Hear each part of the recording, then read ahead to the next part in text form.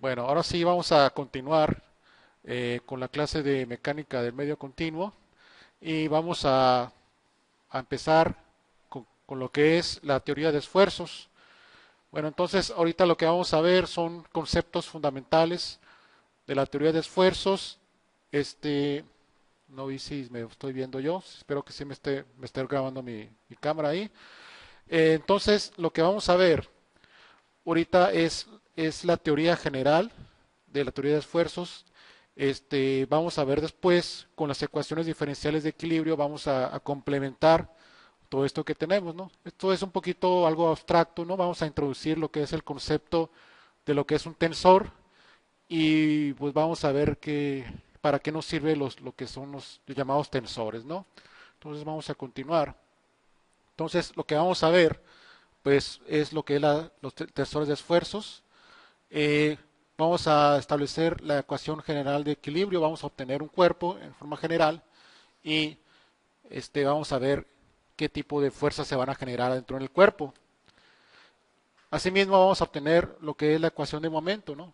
Si tenemos una ecuación general de equilibrio, o sea, tenemos que la sumatoria de fuerzas en X, Y y Z debe ser igual a cero, obviamente que también necesitamos tener que la sumatoria de momentos en todos tres ejes, pues tiene que ser igual a cero, ¿no? Como se vea en estática o en teoría de estructuras 1.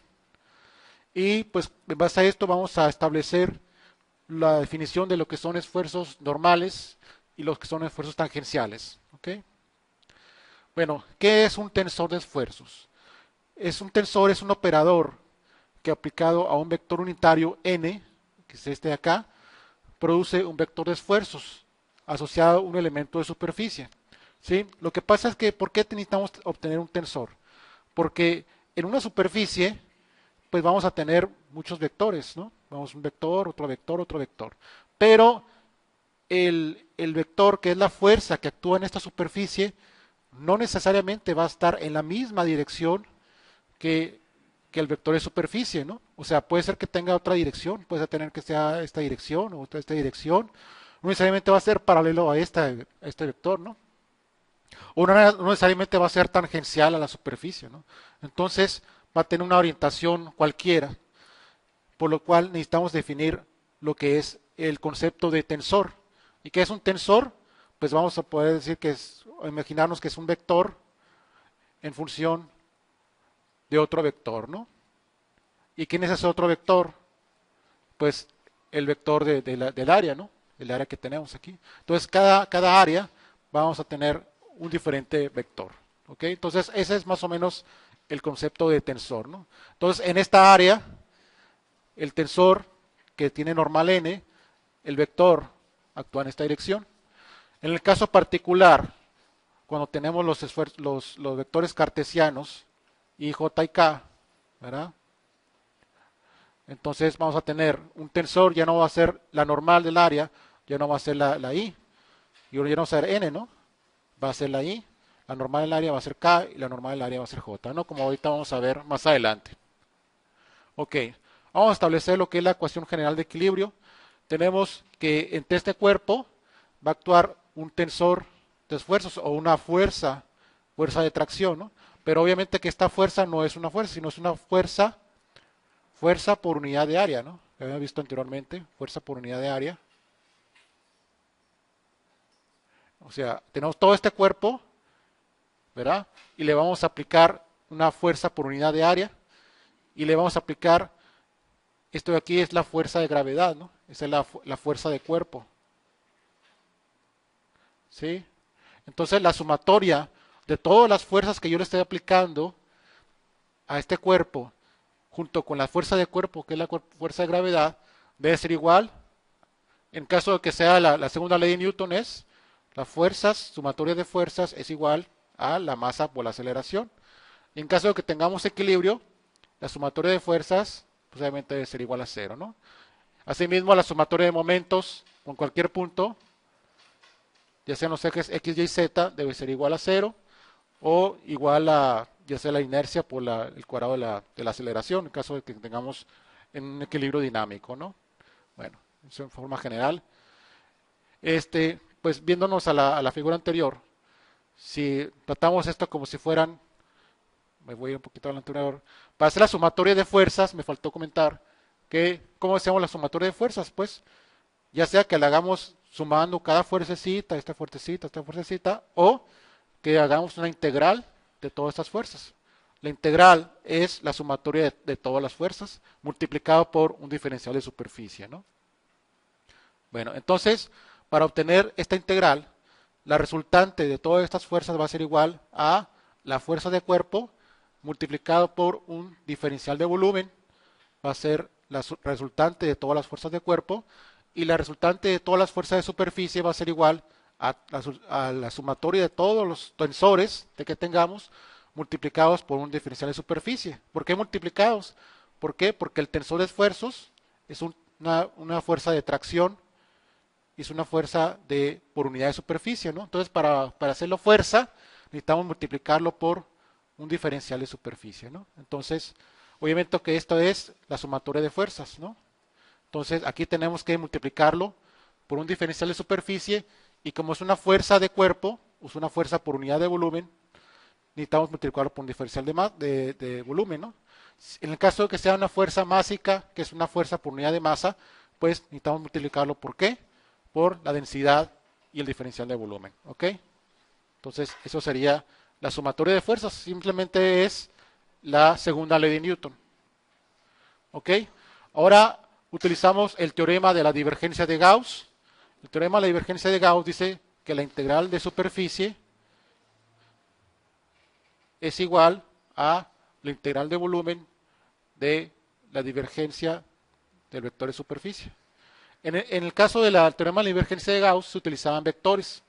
Ahora utilizamos tensores, ¿no? Vamos a ver más adelante cómo se comporta esta ecuación ya con tensores, ¿no? Que es parecido al teorema de la divergencia de Gauss, más bien una generalización del teorema de la divergencia de Gauss, pero utilizando tensores, ¿no?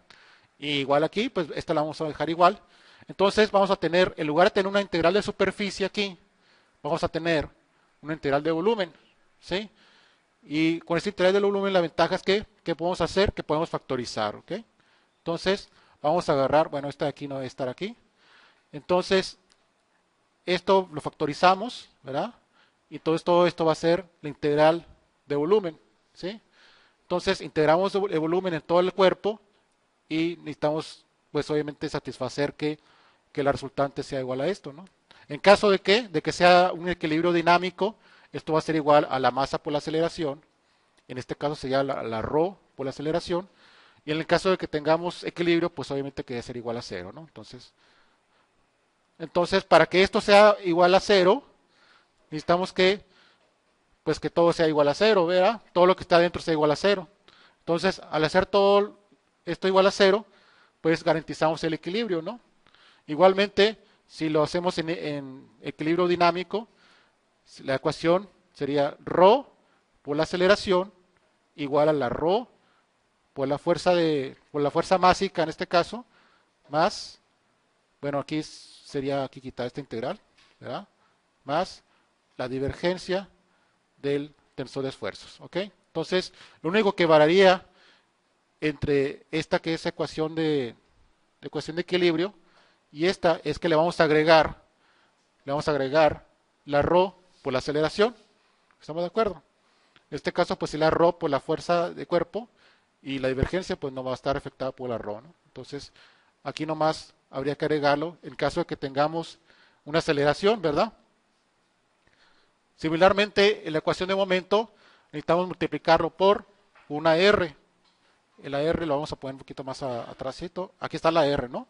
Hacemos sumatoria de momentos en todo el cuerpo, ¿verdad?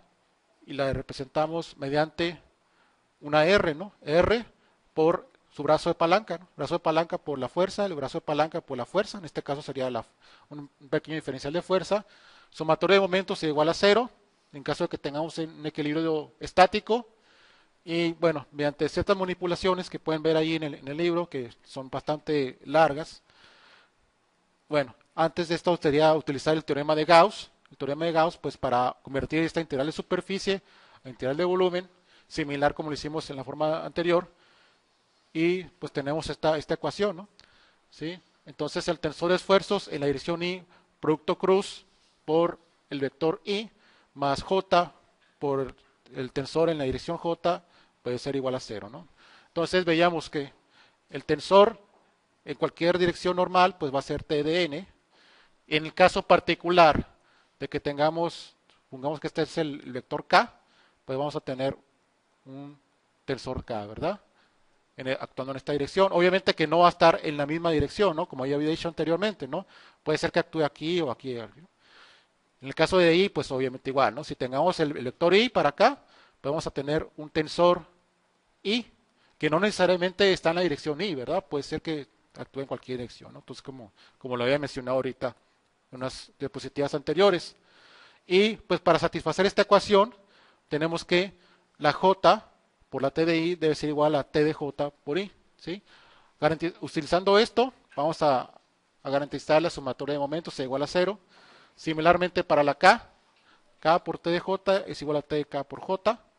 Y para la I, con esto, ¿no? Entonces, con estas ecuaciones, garantizamos que la sumatoria de momentos sea igual a 0, ¿no?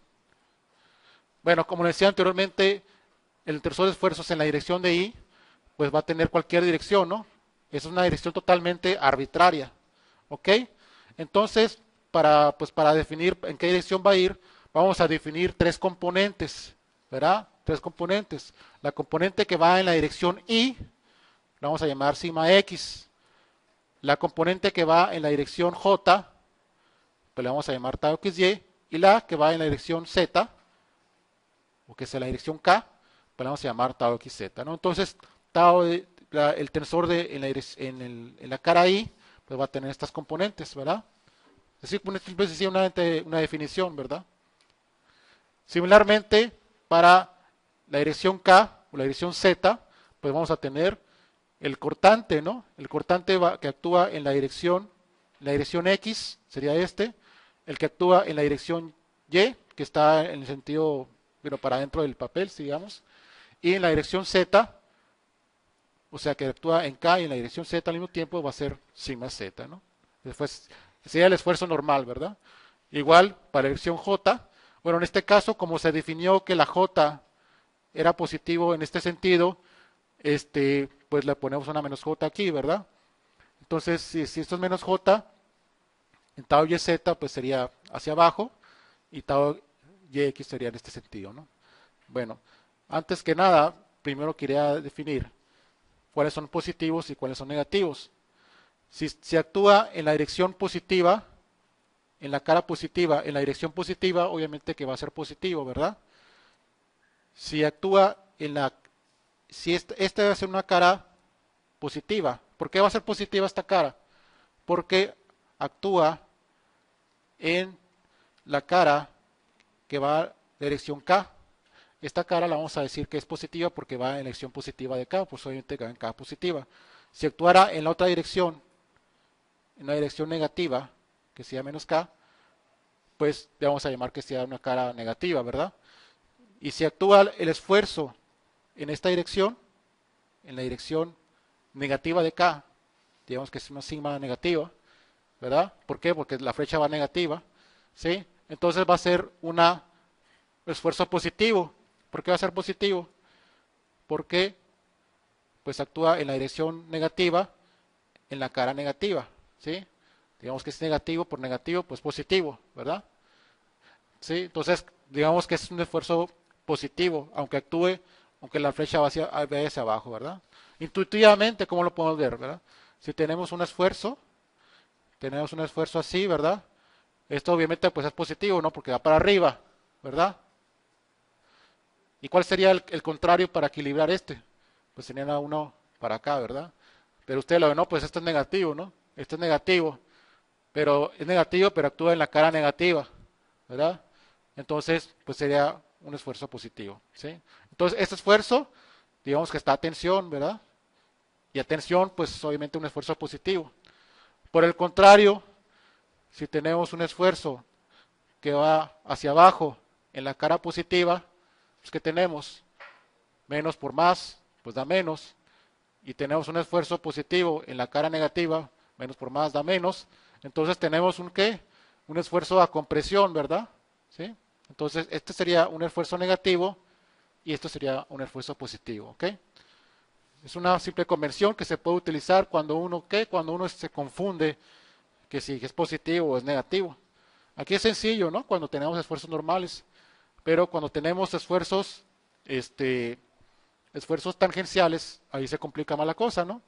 Si digamos que tenemos que esta es vamos a irnos al positivo, ¿no? Esta es la cara positiva, y vamos a suponer que esto definimos que es positivo, ¿verdad? Si esto es positivo y esto es positivo, este esfuerzo cortante, tau XY, va a actuar en la cara positiva, en la dirección positiva, ¿verdad? Por lo tanto, va a ser positivo, ¿verdad? Este cortante actúa en la cara positiva y va para arriba, la dirección positiva, pues va a ser positivo, ¿no? Aquí está fácil. Pero aquí, el esfuerzo cortante, vamos a suponer que es tau YX, y aquí lo definimos positivo, ¿no? Entonces va a ser tau YX, actúa en la dirección, pues va para arriba, para acá, que sea la dirección negativa, ¿verdad? Actúa en la dirección negativa, pero actúa en una cara negativa, ¿verdad? Entonces, como actúa en una cara negativa, pues este tau YX va a ser positivo, ¿estamos de acuerdo? Similarmente, el tau YZ actúa en la cara negativa y va hacia abajo. Entonces va hacia abajo, es negativo, en la cara negativa, pues entonces tau YZ pues es positivo, ¿ok? Bueno, vamos a ir viendo más ejemplos después para volver a las convenciones. Bueno, aquí lo que le decía en la convención de signos, ¿verdad? Aquí estos esfuerzos, tau XY, esto sería positivo, o se pueden grabar para dónde va, ¿no? Obviamente que este esfuerzo sería negativo, ¿verdad? Este esfuerzo sería negativo, este sería negativo y este negativo, ¿no? Y este esfuerzo negativo pues sería a compresión, ¿verdad? Similarmente aquí este sería negativo y este sería negativo. Y los que están en negro pues son positivos, ¿ok? Bueno, en forma matricial, ¿cómo lo podemos representar? El tensor en la cara I, pues ya vimos que tiene una componente en I, tiene una componente en J y una componente en K. El tensor en la cara J, igual, ¿no? Tiene tres componentes, ¿no? Entonces, como tiene tres componentes, lo podemos representar en forma matricial de esta forma, ¿no? ¿Ok? Entonces, bueno, vamos a hacer operaciones con las matrices y estos vectores después, ¿no? ¿Qué componentes después vamos a tener? No sé, como habíamos anteriormente, el tensor de I, si hagamos el producto punto de este vector por I, ¿qué nos va a quedar? Pues nos va a quedar nada más el sigma X, ¿verdad? Entonces, el sigma X va a ser el producto punto de tau I por I. El tau XY, pues obviamente agarramos el producto punto del tensor del vector de T de I, producto punto por J, pues nos va a quedar tau XY, ¿verdad? Y así nos vamos con los demás.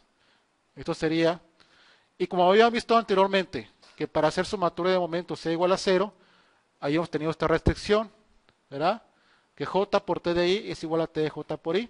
Entonces, si agarramos el T de J, lo hacemos el producto punto por I, no vamos a tener tau YX, y por este lado vamos a tener tau XY. Entonces, significa que tau XY es igual a tau YX. Similarmente, tau XZ es igual a tau ZX y tau YZ es igual a tau ZY. ¿Sí? Entonces, ¿qué significa esto? Que esta matriz que tenemos aquí, si esto es igual a esto, y esto igual a esto, y esto igual a esto, ¿cómo se le llama a esta matriz? Es una matriz simétrica, ¿verdad? Una matriz simétrica. Ok. Bueno, este sea. Y yo creo que es todo.